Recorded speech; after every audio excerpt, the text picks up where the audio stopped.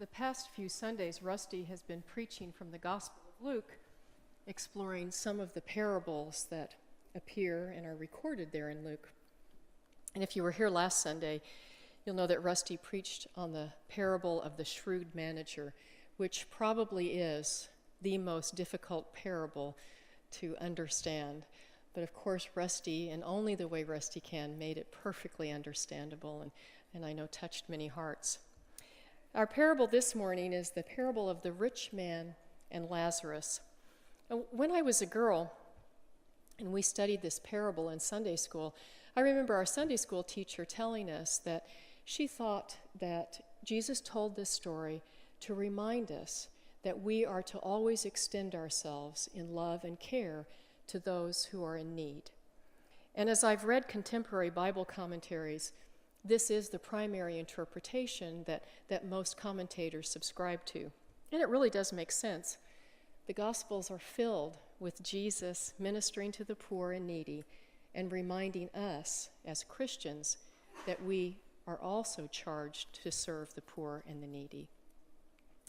But as I read this parable again and again in preparation for today, something just kept nagging at me. And finally it occurred to me, my goodness, this is the only parable where Jesus identifies someone by name. He calls the poor man Lazarus. When he talks about the rich man, he only identifies him as the rich man. What makes this doubly interesting is the fact that truly this is the only parable. I looked back through all of the parables. This is the only parable that Jesus uses a proper name. And I think that is terribly significant for us today. I think there was intention on Jesus' part in using the name Lazarus. Names are important, and I think that's why he highlighted his name. We know our names are important. Names continue to be important in our lives. Not too long ago, I read a story about a little boy who was going to be attending his first day of kindergarten. It was the late 1960s, early 1970s, and this was in the Haight-Ashbury district of San Francisco. Now, I'm not familiar with this district of San Francisco, but apparently during this time period, it was heavily populated by former hippies. These folks had put their hippie lifestyle aside, and they were settling down. They were starting to buy homes. They were getting married. They were having children, and they were sending their children off to public school. Well, one of the leftovers of their hippie lifestyle, their former hippie lifestyle, was the fact that they were naming their children rather interesting names. Names like Moonbeam, names like Earth, names like Spring Fever, those sorts of names. And that's when the kindergarten teacher first met the little boy Fruit Stand. Well, at the beginning of each school year, it was the request of the school district that the children's parents pin name tags to their children and then send the children off to school on the school buses. And this was the case with Fruit Stand. When the kindergartner teacher first met Fruit Stand, she thought his name was a little unusual, but she was starting to get used to seeing these unusual names, having worked in this district for quite some time. So throughout the day, the teacher asked the usual questions one asks of a kindergartner. She would say, Fruit Stand, would you like to come over here and color pictures with the other children at this table? Or she'd say, Fruit Stand, would you like apple juice or grape juice with your morning snack? And always the little boy looked at her a little quizzically, but would respond, though hesitantly. Well, the end of the day came, and the children were led to their school buses. And the teacher then asked Fruit Stand, which one of these buses is yours? Do you remember? And he just looked at her. She didn't think that was all that unusual. He'd been pretty silent throughout the day. She thought he was just still experiencing those first day of school jitters that every kindergartner probably experiences. And that's when the teacher remembered that the district had instructed the parents to write the names of the children's bus stops on the backs of their name tags. Don't get ahead of me, don't get ahead of me. Every other group of folks have gotten ahead of me. Well, the teacher, she reached down, she turned over his name tag, and there, very neatly printed in nice block print, was the name Anthony. Names do identify us, don't they? And we do have all sorts of probably colorful stories that we can tell about our own names, maybe not any as colorful as this. The biblical writers, we come to understand as we start reading through the Bible, placed great importance on names.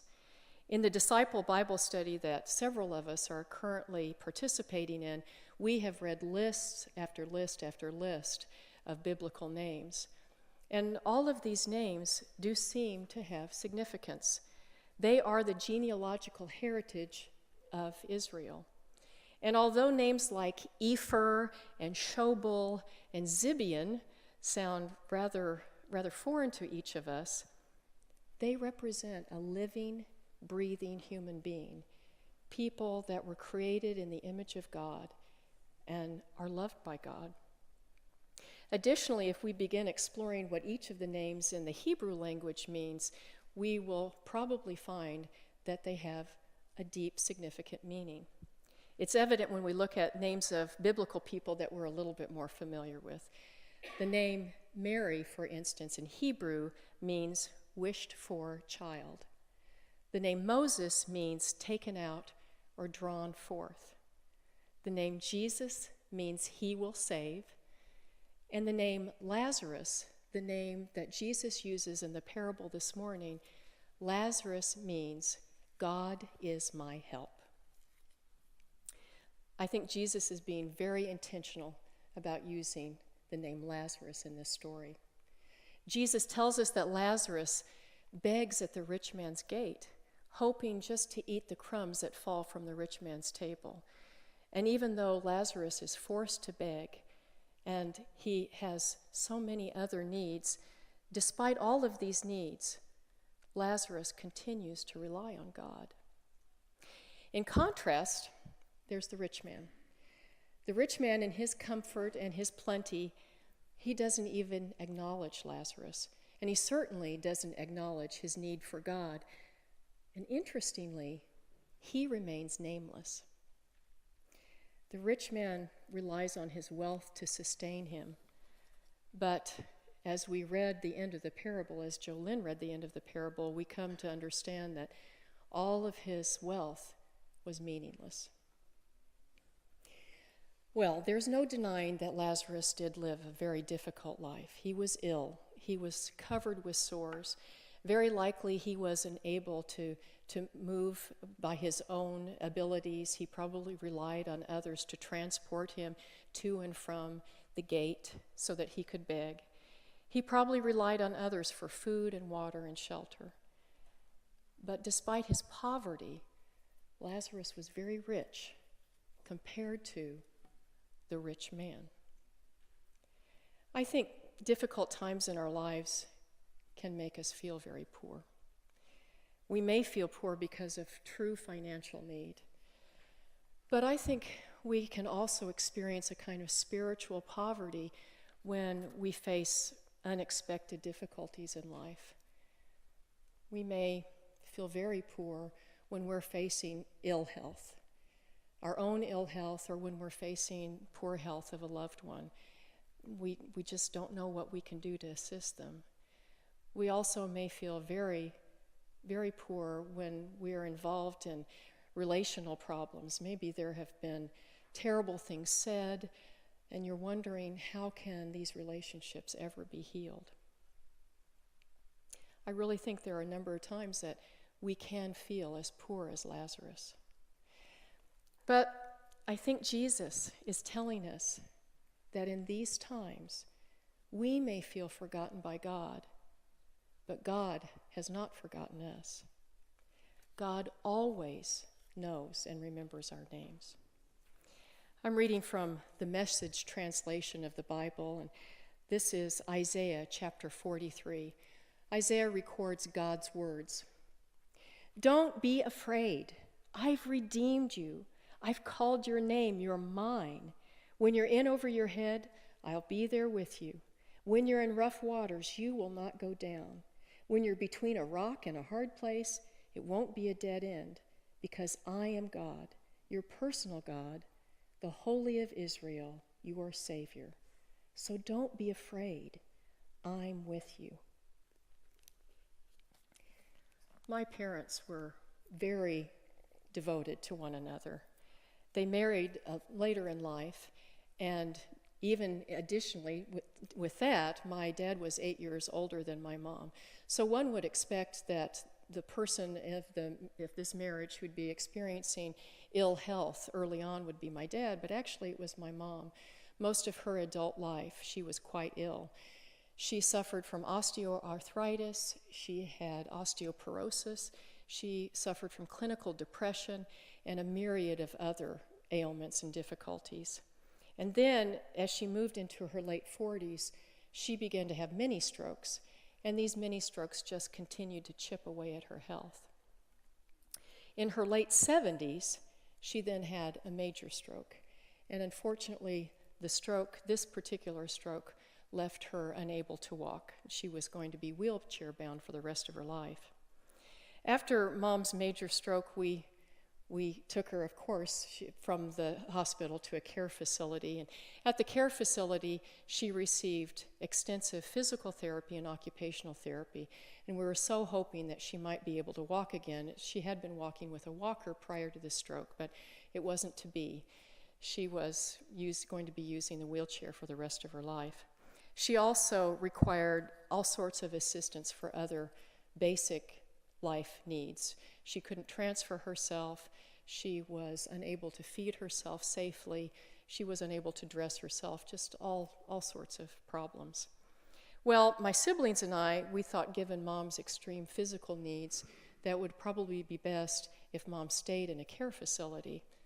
Whoa, I said that to Dad, and the stop sign went up. He said, no, we're going to bring your mom home. Well, so we did what we were told. My siblings and I then started arranging for all of the equipment to get to Mom and Dad's house, the hospital bed, all those sorts of things. And we also arranged for healthcare to come in, healthcare providers to come in 40 to 50 hours a week to assist Dad throughout the week, and then my siblings and I were there evenings and weekends.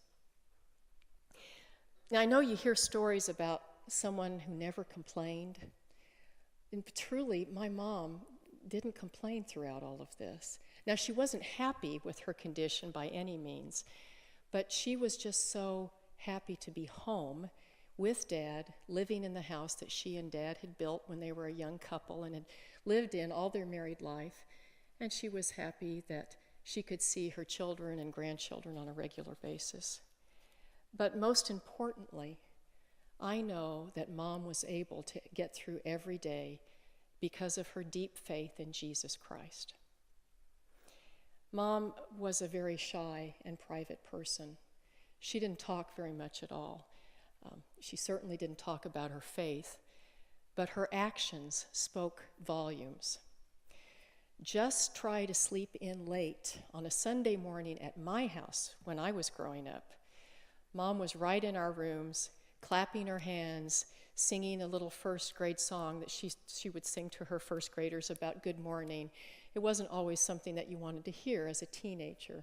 Nevertheless, Mom was getting us up out of bed, making sure that we'd get ready for Sunday school and church. And there were so many times I remember Mom falling asleep with her Bible in her lap as she'd been reading and studying God's Word.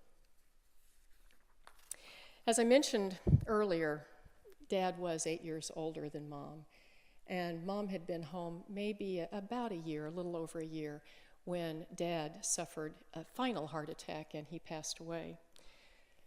Well, my siblings and I were back in the same situation. How were we going to care for Mom? And finally, we came to the very hard decision to place her in a care facility. The day that my sister and I settled Mom into her room at the care facility, Mom was particularly quiet, even quieter than she usually was. So my sister and I, we were chattering along. We were trying to lighten up the situation. We ate lunch with Mom, and We talked about how great the food was, and it looked so nutritional, and we knew they had all of these wonderful home-baked breads and desserts that wouldn't Mom she would really like that. And we said, oh, Mom, look at this great view that you have out your window. It overlooked a preschool play area, so she would get to watch the preschoolers playing. And it was a beautiful open window that would receive afternoon sunlight. But after a while, my sister and I, we ran out of things to say, and we all grew quiet. And that's when Mom looked at us, and she said, girls, now I know you're worried about me, but it's going to be okay. I know I'm not alone. I know Jesus is going to get me through this. Here we thought we were ministering to Mom, when actually Mom was ministering to us. My sister and I have talked about that conversation many times since Mom passed away, and we've talked about how much we would have missed if we hadn't been there with Mom. We realized that we would have missed out on the very things that the rich man missed out on by not paying attention to Lazarus. He missed out on so many blessings. Through Lazarus, he could have experienced that love and grace and mercy that you can only experience when you're attending to someone else and being in service to another. Our Christian heritage is filled with people who have extended their hands, their hearts, their feet to assist and serve loved ones, to assist others, to assist people that they don't even know. And as I think about our own heritage right here at Redbridge United Methodist Church, I can think of so many names that bubble up, names like Helen and Alan and Marilyn. You probably can think of many names that are personal and important to you, that have witnessed and served you. Lazarus knew that God was his help. We can also be assured that God is our help. Regardless of the dark and fearful days that we might face, we never face those days alone. God stands with us. God always remembers our name. May we hold the name Lazarus in our hearts, for God truly is our help. Will you all pray with me, please?